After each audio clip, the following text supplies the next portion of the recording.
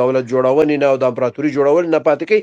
دا ټول خبرې د په شعر کې شته دی، یعنی دا تکراریږي پیغور وارانه مرتوي او نصیحت وارانه مرتوي.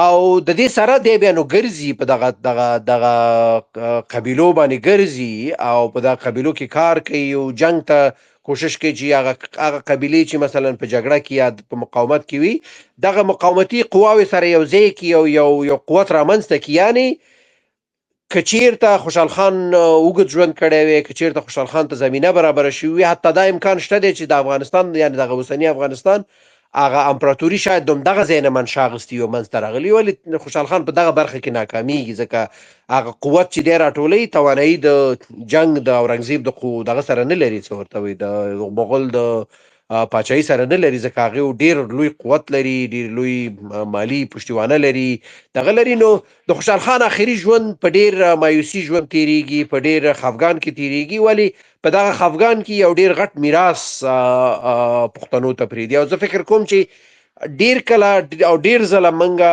پښتنو نه دا کریډټ نه ورکوو چې پښتنو حکومتونه جوړ کړي دي، پښتنو د جغرافي سیاسي جغرافي منځته راوړي دي او سیاسي جغرافیو د تداوم باعث ګرځېدلي دي.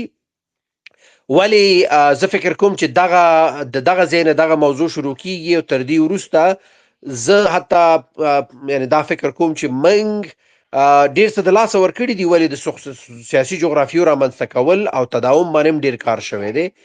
او تر ننه پورې زه فکر کوم د افغانستان یو دلیل چې افغانستان بار بار د یو عمیق بحران نه تیریږي چې په هغه بحرانونو کې نور هیوادونه د منځه ځي، نور هیوادونو ته مشکلات پیدا کیږي. په افغانستان کې موږ توانیږو چې تداوم رامنځته کړو. البته دغه تداوم ایډیل نه دی هر دفعه چې ایډیل رامنځته کیږي. ایډیلونه مشکل دا دی چې کاش کې ایډیلونو رامنځته کېدلې او پښتانه په دې توانېدلي وي چې دغلته موږ صنعتي، اقتصادي، ارتباطي، د انفراستراکچر د نگانه دا ټول پرمختګونه موږ تجربه کړي وي چې د خپلو همسایه او ممالک او قومونو سره او خلکو سره د روابط عمیق وي، هغه ایډیلونه موږ لاسته نه دي راوړي. دا یو اعتراض به وي.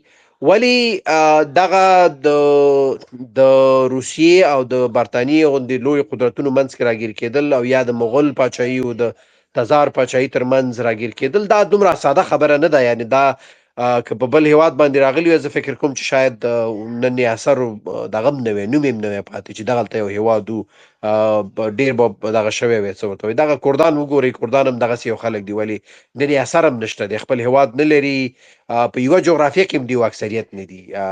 اکثریت خو پرېږده چې هغه نور قومونه چې ورسره اوسېږي تر هغو نه هم زیات نه دي. دا یو لاسته راوړنه ده چې پښتنو په دغه دومره لوی کشمکش جغرافیه کې پراته دغه شی لاسته راوړی. او په دې کې د خوشحال خان خټک زه فکر کوم چې ډیر عمیق دغه دی. اخري خبره دغه ده چې د خوشحال خان خټک تاثیر په دې باندې چې مثلا په نورو ژبو او په دې موضوعاتو هم کار کړی، دا یو بل بحث دی. او هغه بحث دا دی چې د خپل کلتور نه ورهاخواته په نورو کلتورونو باندې ډیر اشنایي ورسره پیدا کوي. مثلا د مغول په دربار کې د فارسي شعر ډیر مخته دی او ډیر ستایل کیږي. ډیر هندیان چې خپله فارسي ژبه هم نه وي مثلا فارسي شاعري یادوي. مثلا مرزا غالب که موږ وګورو، که اقبال وګورو، وروسته بیا اقبال وروسته راځي، ولې راځي حتما، که داسې نور وګورو د ټولو په فارسي کې شعر ویلی دی. او په همدغه موضوع کې خوشحال هم دغسې یو تعقیب کړی دی چې د فارسي ژبه یاده کړې ده او په هغې کې شعر لیکلی دی او هغه ژبه ورته د دې منطقې ژبه ښکاره شوې ده، هغه ورته د خپل هویت ژبه ښکاره شوې ده، یعنې د هویت نه لرې ورته نه وه. دا چې اوس مثلا هویتونه ری ډیفاین کیږي، موږ ته نوي سرحدونه یې خوستل کیږي او یو څوک ځان ته دا حق ورکوي چې یوه ډله په یو هویت کې وشماري او بله ډله ترې وباسي، دا یو بل بحث دی. دا یو دا د جنګونو نتایج او دا شیان بیله خبره ده. دلته په ایران کې خاص تغییرات رامنځته کېدل او هلته د یو هویت د نوي تعریفونو رامنځته کول او هغې ته بیا مثلا منظم و مسلسل کار کېدل، دا یو بیله موضوع ده او د هغې تاثیرات بیا په افغانستان کې څومره عمیق دي، دا یو بل بحث دی چې هغې ته هم سړی تللی شي. نو په آخري په همدغه بحث چې د دغه ځای نه زه فکر کوم چې د افغانستان د جغرافي شکل، نظریه، فکر رامنځته کېږي او بیا د میرویس خان هوتک او د احمدشاه ابدالي په وجود کې موږ توانیږو چې حد اقل دغه جغرافیه او امپراتوري رامنځته کړو. د هغې هغه اخري پاتې شونی چې دی اوس افغانستان دی، دغه اوسنی افغانستان.